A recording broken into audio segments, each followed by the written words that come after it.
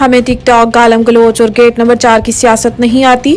शांगला में workers convention से खिताब करते हुए चेयरमैन पीपल्स पार्टी ने कहा है कि अवाम के कदमों के नीचे सियासी जन्नत है, लेकिन सियासत को इख्तिलाफ राय की बजाय सियासी दुश्मनी तक पहुंचा दिया गया है। इंतकाम के बजाय अवाम की फलाह के लिए सियासत होनी चाहिए। बिलावल भुट्टो जरदारी के पुराने सियासतदानों को अवाम के असल मसाइल की फिक्र नहीं, बल्कि वो अब भी अना की सियासत कर रहे हैं। हमने नई सियासत की दाग बैल डालनी है और 8 फरवरी को पीपल्स पार्टी की ही जीत होगी। इन्होंने दावा किया है कि पीपल्स पार्टी वाहिद जमात है जो अवाम को रोटी, कपड़ा और मकान दिलवा सकती है, लिहाजा बुजुर्ग और नौजवानों को मुश्किलात से निकालने के लिए हमारा साथ दें। जब तक मजदूर खुशहाल नहीं तब तक मुल्क खुशहाल नहीं हो सकता।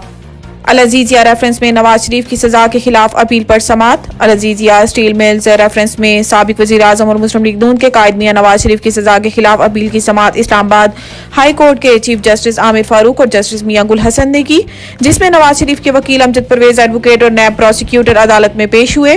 दौरान समात नवाज शरीफ के साथ इसहाक डार, मरियम औरंगजेब, अता तारड़ समेत दीगर लीगी रहनुमा मौजूद। अदालत ने नवाज शरीफ की सजा के खिलाफ और नैब की सजा बढ़ाने की अपील को यकजा करके समात की। इस मौका पर नवाज शरीफ के वकील अमजद परवेज एडवोकेट ने अपील पर अपने दलाइल देते हुए कहा है कि नैब ने सुप्रीम कोर्ट के अहकामात पर रेफरेंसेस दायर किए जिनमें एक जैसा इल्जाम था। हमने दरख्वास्त दी थी कि एक इल्जाम पर सिर्फ एक ही रेफरेंस दायर होना चाहिए था। 8 नवंबर 2017 के फैसले में एहतसाब अदालत ने कहा है कि एक साथ तीनों रेफरेंस निपटाए जाएंगे। एहतसाब अदालत ने ट्रायल अलग अलग किया, लेकिन फैसला एक साथ सुनाने का कहा था। शफाफ इंतखाबात के इनेकाद के लिए पूरी तरह तैयार। इलेक्शन 8 फरवरी को होंगे।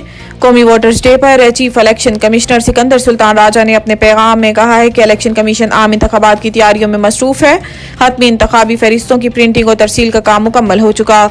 चंद रोज में DRO, RO और असिस्टेंट अफसरान का नोटिफिकेशन हो जाएगा।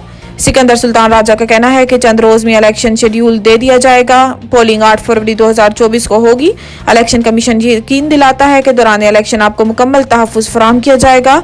इनका कहना था कि अवाम मुल्क को कौम के रोशन मुस्तकबिल के लिए अपना हक के राय दही इस्तेमाल करें, इलेक्शन कमीशन के साथ ताउन करें, पुरअमन इंतखाबात का इनेकाद यकीनी बनाएं। लतीफ खोसा और बुशरा बीबी की ऑडियो लीक से फॉरेंसिक का हुक्म।